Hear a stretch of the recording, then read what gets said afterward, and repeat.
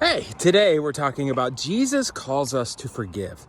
We're continuing on our series in Matthew chapter 5 in the Sermon on the Mount, and we've made it to verse 38. And Jesus says, "You have heard it said, an eye for an eye and a tooth for tooth.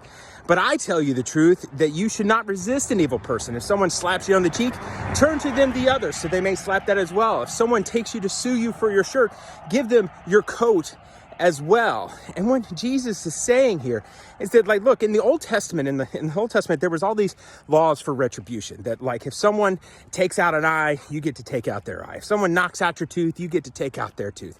But in the kingdom of heaven, if we're going to follow Jesus, then what we actually need to do is we don't need to resist that person, but rather what we need to do is we need to forgive that person. And not only just forgive that person, but go above and even beyond. If they're going to sue us, if they're going to demand our shirt from us, then we give them that shirt, and then we give them even more. We give them our coat.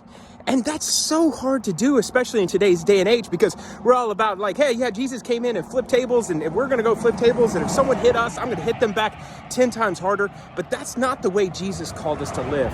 Rather, what Jesus calls us to do, if someone attacks us, like, hey, we're going to turn the other cheek. We're going to forgive them. And we're going to love them unconditionally, because that's exactly what Jesus did for us when he went up to the cross. They slapped him, they punched him, they put a crown of thorns on him, they whipped him 40 times, and he just took it ultimately as a sacrifice for all of us. And why did he do that? Because he loved us, so much so that even he looked down at the Roman soldiers who were killing him, and he said, "Father, forgive them, for they do not know what they're doing."